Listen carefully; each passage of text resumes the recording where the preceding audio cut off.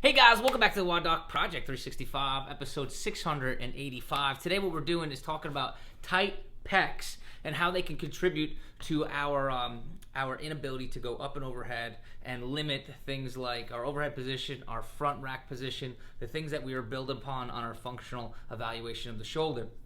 We talked a lot about underneath in our subscap, and we talked about the lat region and the rotators of the back end of the scapula. However, we didn't talk that much about the front. Today is the first time that we're going to approach that.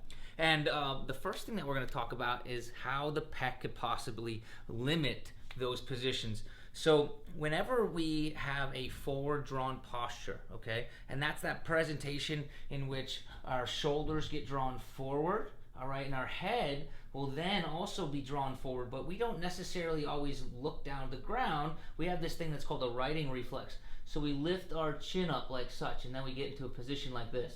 Now you can imagine with our shoulders drawn forward like this, our torso collapsed, right? That it's going to be a lot harder to bring our shoulders up into a position that looks like this, or into a position that looks like this, right?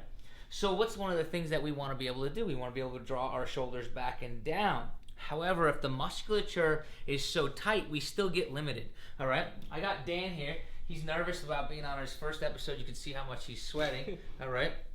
And the first thing I want you to look at and notice about Dan is if you drop the camera angle down and we just take a presentation this way, what you can see is Dan's relaxing, but somehow his shoulders are still drawn forward. And that's because it's probably a combination of both his pec major and pec minor muscles, mostly pec minor, that will cause this shoulder to draw forward. And the first tell is to lay him down on the ground. You can see that his shoulders, I can take my fingers and I can kind of slide them right down through there. Although gravity's fighting this portion down, there's still musculature that's in the front pulling him this way, right? And you can see if I do that with my hand, I pull just like that, okay? And it does the same exact thing, but exaggerated.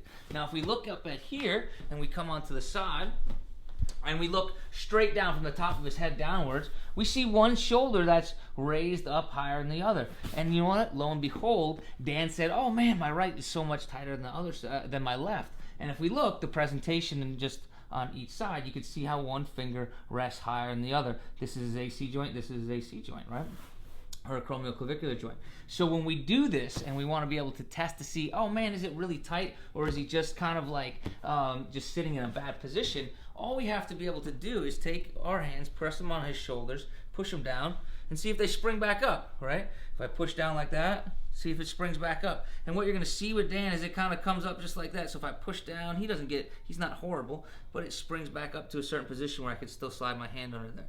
That's a good indication that we got some pectoralis minor, pec major tightness, and that we could start mashing and stretching through that, guys. So today's the evaluation. Tomorrow we're going to do is talk about how we clear out that pec major and minor, and we'll go on from there. Hope this helps you out. Until tomorrow, we're optimizing function to optimize performance. Thank you so much, Daniel.